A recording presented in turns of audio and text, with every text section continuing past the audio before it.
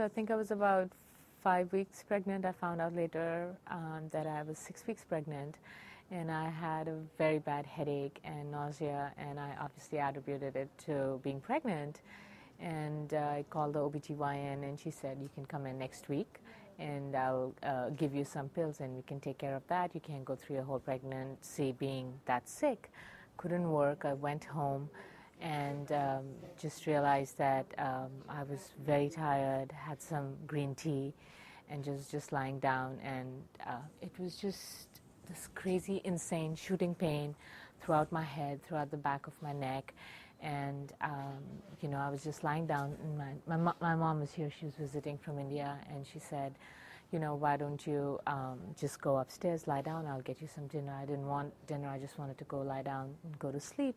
But a friend came home, and we were just sitting and chatting, and I got up to put my cup in the sink and realized my leg was numb, my right leg was numb. And I was like, Mom, I can't move my leg, I can't move my leg. And, you know, I feel no sensation. She was like, you know, walk it off, you'll soon get pins and needles, you'll have some sensation. And I kept walking, there was no sensation. And then I told my mom, I said, you know, I still don't have a sensation, my leg is numb. And she said, call your husband. And I was like, no, he has to work late. And she's like, no, call him. So just to placate her, I called him, and I was like, I remember, we joke about it now. He's like, I'll never forget this. You called me and you were like, I don't want to stress you out, but my leg is numb. And he was like, hang up, I'm coming home now.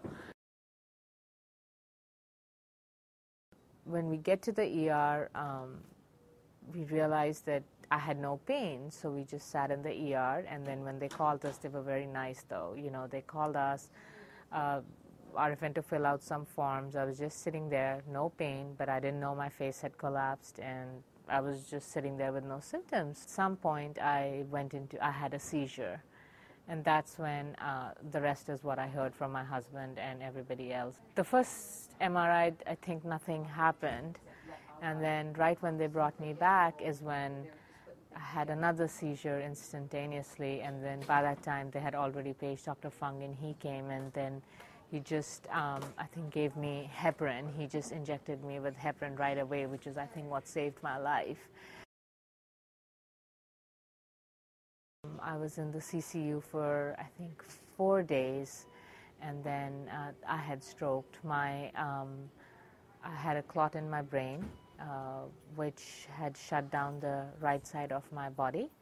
I had lost sensation on the right side because the clot was on the left, and I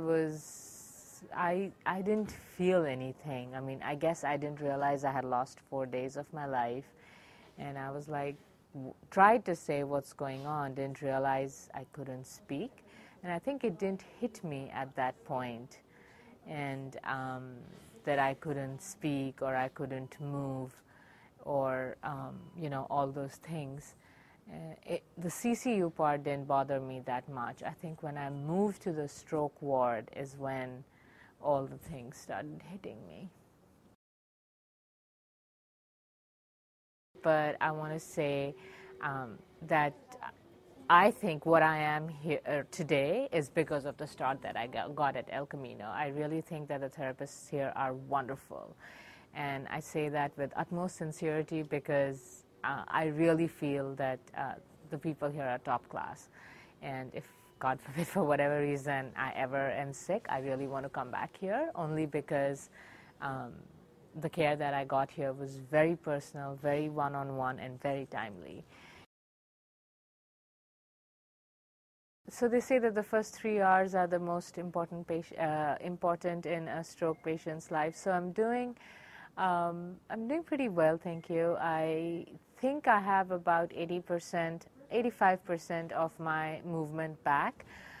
Just the finer movements are missing, and I try hard to mask them. So I think I'm pretty well, and I'm trying to get them back, but I think they just take it'll take a little bit more time. So that's where I am.